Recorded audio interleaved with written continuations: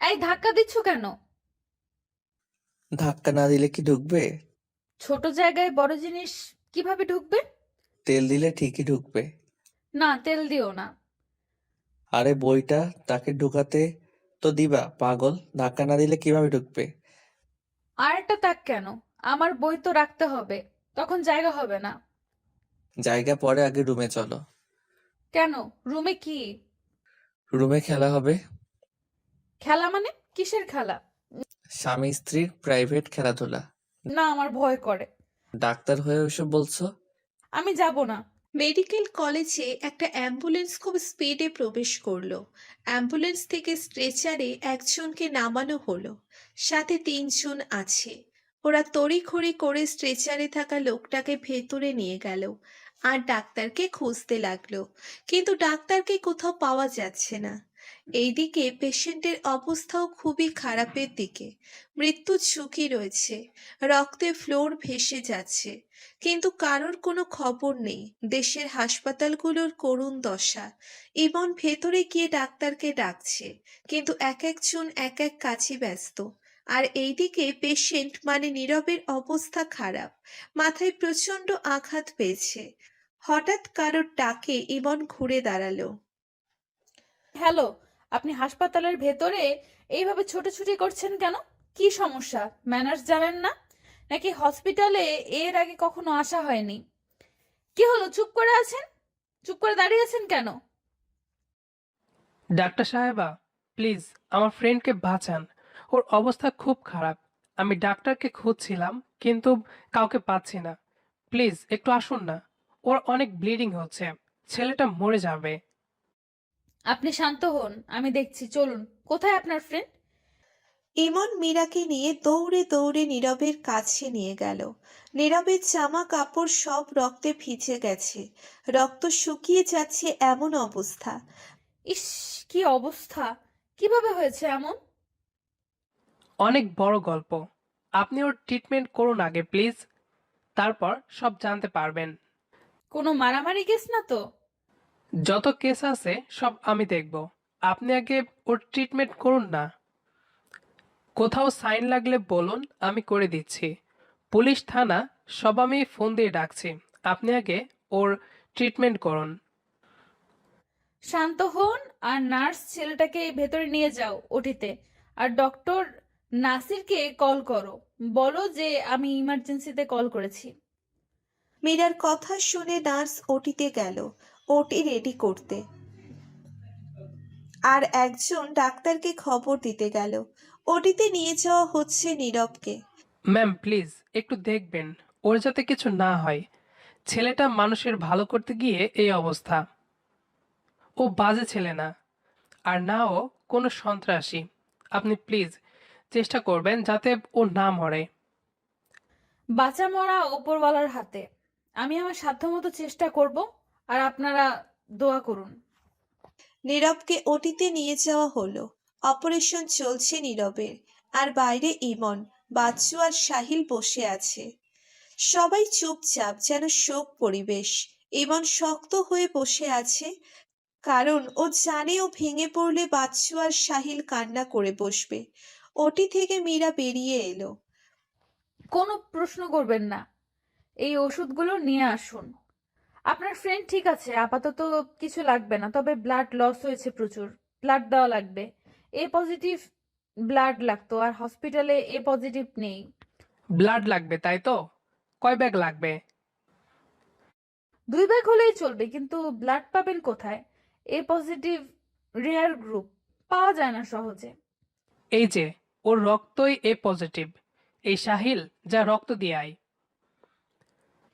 তাহলে তো হয়েই গেল। নার্সটা সাহিলকে নিয়ে গেল রক্ত নেওয়ার জন্য, আর এইদিকে বাইরে বসে আছে ওরা। কয়েক ঘন্টা পর নীরবকে কেবিনে শিফট করা হয়েছে। ইমন, সাহিল আর বাচ্চু বসে আছে। আপনার ওর গার্ডিয়ানকে ফোন করেননি? আসলে ম্যাম, ওর গার্ডিয়ান বলতে আমরাই। ছোটবেলাতে অ্যাক্সিডেন্টে ওর আব্বু আম্মু মারা যায়। ওদের বাসায় যে দাদু কাজ করত, উনি আর ওদের ড্রাইভারই ওকে মানুষ করেছে। খুবই স্যাড, কিন্তু এরকম বাজেভাবে আঘাত পেল কিভাবে? আসলে ম্যাম, বড় গল্প। আপনার সময় হবে না শোনার। বলুন, আমি আপাতত রেস্টে আছি। তাহলে শুনুন। নীরব বরাবরই ঠান্ডা মাথার ছেলে, কিন্তু ও অন্যায় দুর্নীতি এসব দেখতে পারে না। ওদের ভার্সিটির এক রাজনীতি করে বড় ভাই, উনি এক মেয়েকে রাতের আধারে নিয়ে শ্লীলতাহীন করে। শুধু ওই মেয়ে না, আরো অনেক মেয়ের লাইফ নষ্ট করেছে। কিন্তু ঘটনা তখন ঘটে যখন ওই ভাই আমাদের এক মেয়ে ফ্রেন্ডকে কুপ্রস্তাব দেয়। আমাদের ফ্রেন্ড ওনাকে মানা করে দেয়, প্লাস আমরা রিকোয়েস্ট করি ওই ভাইকে, বাট ওই ভাই উল্টা খেপে গিয়ে আমাদের ওই মেয়েকে রাতে তুলে নিয়ে গিয়ে ধর্ষণ করতে চায়। তখন নীরব ব্যাপারটা জানতে পেরে সেখানে গিয়ে ওই ভাইকে পিটিয়ে আধমরা বানিয়ে ফেলে। আর আজকে ওই ভাইয়ের বন্ধু বান্ধবরা মিলে নীরবকে একা পেয়ে ইচ্ছামতো পেটায়। পরে আমরা গিয়ে ওকে উদ্ধার করি। ওই ছেলের নাম কি? আপনারা থানায় যাননি এখনো? থানায় গিয়েছিলাম, কিন্তু ওই বড় ভাইয়ের ক্ষমতা অনেক। শুনেছি এনকে টেক্সটাইল মিলের মালিকের ছেলে, প্লাস রুলিং পার্টির নেতা, তাই পুলিশ কিছু করছে না। NK textile? হুম। ওই ছেলের ছবি আছে? হ্যাঁ আছে, এই যে দেখুন। মীরা ছবিটা দেখে কয়েক পা পিছিয়ে যায়, কারণ ছবিটা ওর বড় ভাইয়ের। আপনাদের কাছে প্রমাণ আছে? প্রমাণ আছে, ভিডিও ক্লিপ আছে কিছু মেয়ের সাথে। আপনার ফ্রেন্ডের জ্ঞান ফিরলে আমাকে জানাবেন। আমি এখন আসছি। মীরা চলে গেল। কিছুক্ষণ বাদেই নীরবের জ্ঞান ফিরল। কিরে, তোরা ঠিক আছিস তো? শালা, তুই ঠিক আছিস? রাখে আল্লাহ মারেকে। আমি এত সহজে মরবো না রে। হুম, এখন কথা কম বলে ওই ওষুধগুলো খান। আপনি এই সময়? উনি কে? তোর ট্রিটমেন্ট উনি করেছেন। আপনাকে ধন্যবাদ দিয়ে ছোট করব না, তবে আমাকে নতুন করে জীবন দেওয়ার জন্য কৃতজ্ঞ আমি। ইমন, আপনারা একটু বাইরে যান, আপনার ফ্রেন্ডের সাথে আমার কথা আছে। আচ্ছা, প্রয়োজন হলে ডাক দিয়েন। ওদেরকে বাইরে পাঠিয়ে দিলেন? গুরুত্বপূর্ণ কিছু বলবেন? আসলে সরি নীরব, তোমার এই অবস্থার জন্য আমি দায়ী। মানে? যেই ছেলে তোমার এই অবস্থা করেছে ও আমার বড় ভাই আর এক নাম্বারের ক্যারেক্টারলেস। তো এখন কি বলতে চান? ওর নামে সাফাই গাইতে চাইছেন? আমাকে ভুল বুঝো না, আমি ওর নামে ক্ষমা চাইতে আসিনি। আমি এসেছিলাম তোমাকে বাঁচাতে। আমাকে বাঁচাতে মানে? আমার ভাই খুব খারাপ, ও আমার প্রতিও কুনজর দেয়, আর এর আগে কয়েকটা মার্ডারও করেছে। তুমি হসপিটাল থেকে রিলিজ হলেও ও আবার তোমাকে মারার চেষ্টা করবে। বাঁচা মারা উপরওয়ালার হাতে, কিন্তু আমি ওর একটা ব্যবস্থা না করা পর্যন্ত ঠান্ডা হতে পারবো না। নীরব, একটা কথা বলি, শুনবে? কি কথা? আমাকে বিয়ে করো। মানে? পাগল আপনি? চেনা নাই জানা নাই? বিয়ে? আমাকে কতটুকু চেনেন? আমার ভাইয়ের শত্রু যেহেতু তুমি, তার মানে তুমি ভালো মানুষ। কিন্তু আমাকে বিয়ে করে আপনার কি লাভ? আপনি একজন ডাক্তার, আমার থেকে অনেক ভালো ছেলে ডিজার্ভ করেন। কেন? তুমি খারাপ কোথায়? শিক্ষিত, মার্জিত, সব দিক দিয়েই ঠিক আছো। না না, এভাবে বিয়ে হয় না। আমি তোমাকে বাঁচানোর জন্যই করছি কাজটা। আমাকে বিয়ে করলে আমার ভাই তোমাকে টাচ করার সাহস পাবে না। তুমি তখন গোপনে যা করার করতে পারবে। আমিও চাই ওর বিচার হোক। ও আমার বান্ধবীকে বাসায় ডেকে ছাদে নিয়ে সর্বনাশ করে, মেয়েটা শেষে আত্মহত্যা করে। আপনার আব্বু আম্মু কিছু বলবে না? আমার আব্বু আম্মু আমার উপরে কথা বলে না। আমার কিছুটা সময় দরকার ভাবার জন্যে। আচ্ছা, তুমি রেস্ট নাও, আমি একটু পরে আসছি। আপনিও ভেবে দেখেন, আমার মতো ছেলেকে বিয়ে করে কি পাবেন। আমার ভাবতে হবে না, আমি কিছুর আশায় বিয়ে করতে চাইছি না। আমি কর্মক্ষম, শিক্ষিত, কিছুটা দেখতেও ভালো। তুমি বসে খেলেও আমার সমস্যা নেই, বাট তোমার ক্যারেক্টার আমার ভালো লেগেছে। না হলে অন্য কোনো ছেলে হলে আমি বলতাম না। মীরা কথাগুলো বলে চলে গেল। নীরব ভাবনায় পড়ে গেছে কি করবে। মীরার ভাই আসলেই খুব ডেঞ্জারাস। তখন জেদের বশে পিটিয়েছে, আর এখন ওকে পেলে ওর ক্ষতি করবে, প্লাস ইমন সহ বাকিদের। কিরে, উনি কি বললেন? উনি তো এইগুলো বললেন। উনি খারাপ বলেননি। নীরব, বিয়েটা করে নে। তখন মীরার সাহায্যে সোহানের একটা ব্যবস্থা করতে পারবি। তুই বলছিস এই কথা? ভালোর জন্যই বলছি। ইমন বাইরে গেল। কিছুক্ষণ পর মীরা আসলো। হিরো, এই নাও, এগুলো খেয়ে নাও। ক্ষুধা লেগেছে নিশ্চয়ই। তা অবশ্য লেগেছে, বাট আপনি খাবার পেলেন কোথায়? বাসা থেকে রান্না করে এনেছিলাম। আপনি খেয়েছেন না আমাকে খাওয়াচ্ছেন সবটা? না, আমি খাইনি। আমি অন্য কিছু খেয়ে নিব। আমার সাথে খান, না হলে আমি খাবো না। ওকে বাবা, খাচ্ছি। খাওয়া শেষে মীরা নীরবের দিকে গালে হাত দিয়ে তাকিয়ে বসে আছে, জবাবের অপেক্ষায়। এইভাবে তাকিয়ে থাকবেন না। আমার উত্তরটা পাইনি এখনো। আমার উত্তর হ্যাঁ, তবে আমার সম্বন্ধে আগে জেনে নেন। প্রথমত আমি এতিম, তবে এর মানে এই না আমি ফকির। আমার আব্বু আম্মু আমার জন্য যথেষ্ট রেখে গেছেন। টোটাল সম্পত্তি হয়তোবা আপনাদের সমান হবে। দ্বিতীয়ত বিয়েটা কখন করবেন? আমি জানতাম তুমি মানা করবে না। আজকেই করব। কাজীকে হসপিটালে ডাক দিচ্ছি, ওয়েট। মীরা কাজী ডেকে এনে হাসপাতালেই বিয়েটা সেরে ফেলল।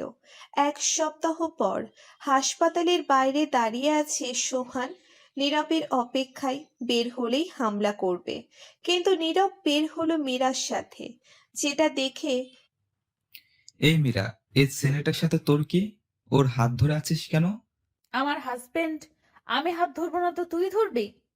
হাজবেন্ড মানে? আমার মতো তুইও নেশা করা শুরু করলি নাকি? কি সব বকছিস? বিশ্বাস না হলে এই দেখ, কাবিননামায় আমাদের সাইন করার ফুটেজ। কাজটা ভালো করলি না। এই চল সবাই। সোহান ওর বন্ধু বান্ধব নিয়ে চলে গেল, আর মীরা নীরবকে নিয়ে নীরবের বাড়িতে। এই তুমি এত বড় লোক, আগে বলো নাই কেন? বলছিলাম তো যে তোমাদের সম্পত্তির সমান প্রায় আমারটা। আমি তো ভেবেছিলাম মজা করছো। আমি তো মজাই করি। এবার বলো তোমার ভাইকে কিভাবে শায়েস্তা করবা? ও প্রথমে এখন বাসায় যাবে আর আব্বুকে জানাবে এগুলো, বাট আব্বু কিছুই বলবে না। তখন ও এখানে আসবে আমাদের ক্ষতি করতে, আর তার আগেই আমি কমিশনারের কাছে গিয়ে সব তথ্য দিয়ে আসব। তুই ডাক্তার না গোয়েন্দা? এত কিছু কখন চিন্তা করলা? দেখতে হবে না বউটা কার? এই নীরব, এই মেডেলগুলো কার? কয়েকটা আব্বু আম্মুর, আর বাকিগুলো আমার। কি করে এত মেডেল পেয়েছো? আমার এতিমখানা আছে 3টা, আর বৃদ্ধাশ্রম আছে। এছাড়া বিভিন্ন সামাজিক কাজকর্মের মাধ্যমে পেয়েছি। তোমাকে যত দেখি তত অবাক হই। আচ্ছা, এখন থাকো তুমি, আমি কমিশনারের কাছে যাব আর আসবো। মীরা বাড়ি থেকে বের হয়ে সোজা কমিশনারের অফিসে। নীরব ইমনকে ফোন দেয়। হ্যালি ইমন, তুই মীরার পিছে পিছে যা, দেখ ও কোথায় যায় আর কি কি করে। কেন, তুই ওকে সন্দেহ করিস নাকি? সন্দেহ না আসলে ভাই বোন, তাই আর কি একটু কেমন যেন লাগছে। আচ্ছা, দেখছি। নীরব শুয়ে আছে সোফায়, কপালে হাত রেখে। তখনই কেউ নীরবের গলায় সুরসুরি দিল। নীরব তাকিয়ে দেখল মীরা। কাজ শেষ বেবি, এখন যে কোনো সময় সোহান অ্যারেস্ট হবে। আমাদের টেনশন শেষ। তোমার ভাই 3-4 বাড়ির পাশ দিয়ে গাড়ি নিয়ে গেছে, সম্ভবত নজরদারি করছিল। নজরদারি করছিলাম না, তোকে মারতে এসেছিলাম, বাট শিওর ছিলাম না তুই বাড়িতে আছিস। আজকে তোকে মেরে এখানেই পুঁতে দিব। সোহান, তুই যা এখান থেকে, নইলে খারাপ কিছু হবে। আমাকে ভয় দেখাচ্ছিস? আমি তোকে আমার কবে থেকে ভয় পাই? ফিগারটা তো জোশ বানাইছিস, শুধু বোন বলে বেঁচে গেলি, না হলে। না হলে কি করতে জানোয়ার? ছি, তোর মতো মানুষকে গুলি করে মারা উচিত। কে কাকে মারে দেখ। এটা বলেই সোহান বন্দুক বের করে কোমর থেকে আর নীরবের দিকে ফায়ার করে নীরব কোনো রকমে সরে যায়। সোহান আবার গুলি চালাতে নেয়, আর তখনই কেউ ওর হাত থেকে বন্দুক ছিনিয়ে নেয়। সোহান তাকিয়ে দেখে পুলিশ। সোহানকে পুলিশ ধাক্কাতে ধাক্কাতে নিয়ে যায়। এই তুমি ঠিক আছো? হ্যাঁ আমি ঠিক আছি। গুলি লেগে তাক থেকে কয়েকটা বই পড়ে গেছে। মীরা, আমাদের তো বিয়ে হলো অনেকদিন, তো আমাদের তো ফুলসজ্জাটাই হলো না। লজ্জা শরম নাই? এইভাবে বলে কেউ? কিসের লজ্জা? তুমি কি বাইরের মেয়ে নাকি? আমার ওয়াইফ তুমি। আমার ভয় করে। কোনো ভয় নেই, চলো আজকে খেলাধুলা করা যাক। প্রোটেকশন